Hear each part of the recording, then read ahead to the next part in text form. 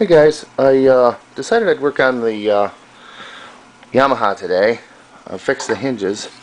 What happened to the other one is there's a coil spring in here, and one leg is connected to this back piece, which goes into the base of the turntable, and this is metal, and then this piece grabs a hold of the cover, kind of sandwiches the cover in here, and the other leg of this spring is right underneath this side, and it actually broke through and cracked this side of the hinge, and so then there was no tension on it. These spring this way, they want to stay up, so that would be the cover open, and that would be the cover closed. And one spring wasn't enough to hold the weight of the cover. So what I did with this one is I put the spring back in, and then I made this little metal plate, and I had a little disaster here. I was trying to drill this hole out bigger to get the head of the screw through. That's a flathead screw so that it doesn't protrude into where the cover goes. And the drill caught and snapped this piece of plastic out. So I did a little cussing, said a few four-letter words, and moved on.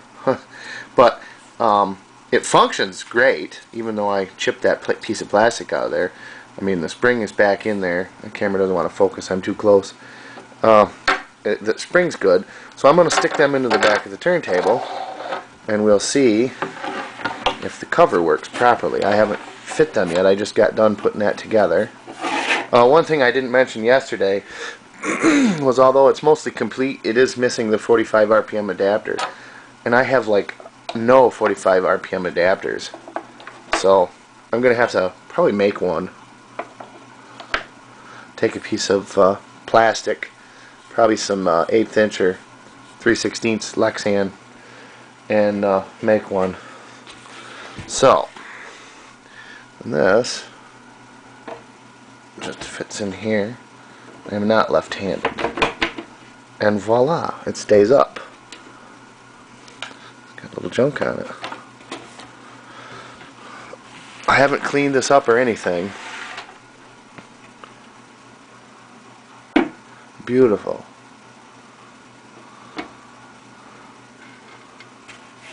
That works perfect.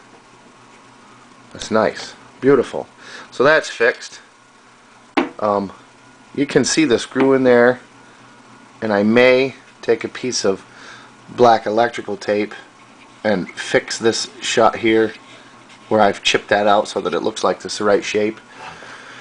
Excuse me. It won't be perfect, but it'll look better than that. I put it on that side because it's less noticeable, but they're behind the tone arm. But I was working on this today because when the mail came, I got this.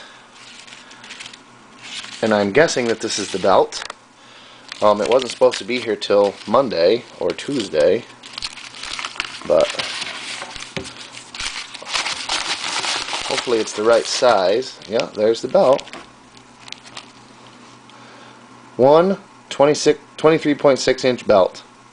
Okay, well, it said it was for this turntable. So, now let me see if I know how to put the belt on. I'm guessing,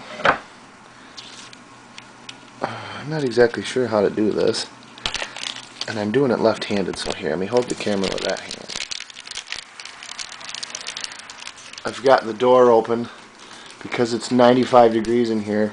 I had a wood fire going this morning because it was so cold, and it warmed up to about 45 out, and it was too much for the wood stove, too much temperature to have the wood stove on when it's 45 out. Well, it looks close. I'm not sure how you get this to all line up.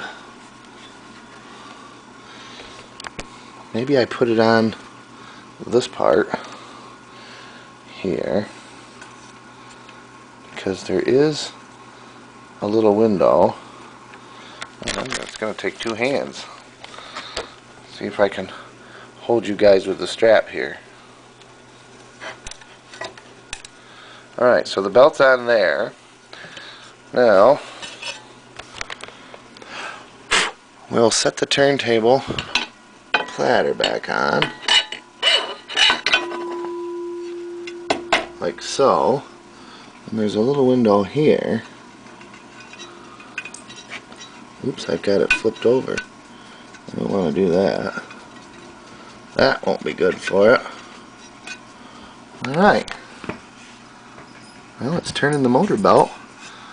If it'll track, and it looks like it's tracked right down where it wants to be. Alrighty. Let's put this mat back on, and she's all together. It's got a bit of a squeak. I'll have to get the oil out. But anyway, there's that. I will get it connected up to the stereo and be right back with you guys. Alrighty, we got her hooked up to the stereo. It's still pulled out because I'm not going to leave it hooked up.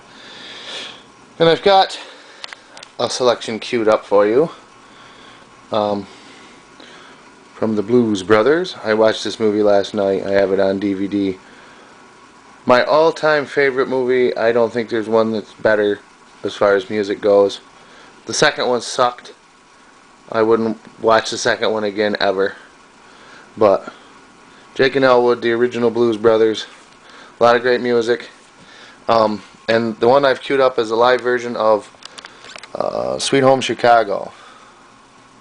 So here we go.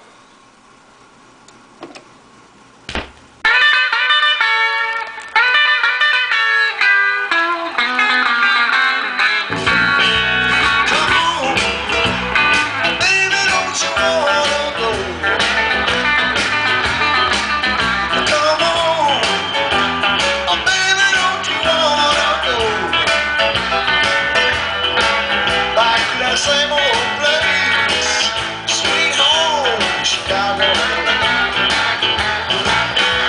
Come on, baby, don't you wanna go?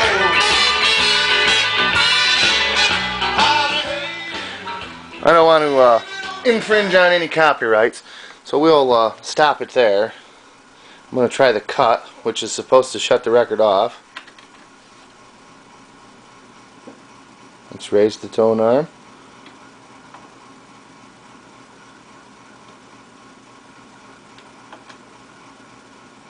Well, isn't that something? That's nice. That worked pretty good.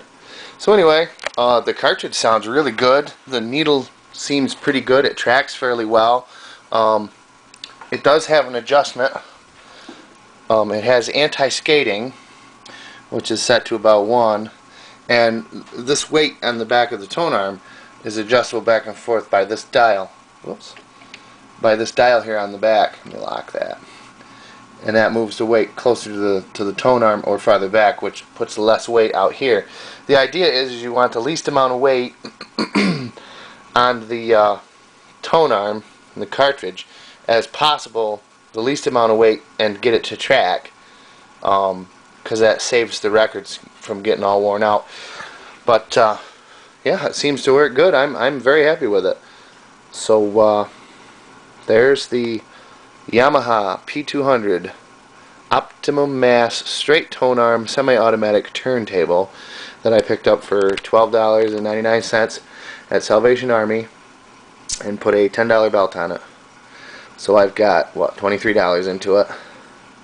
Pretty nice turntable for $23. So we're going to move on to another little project that I've been working on.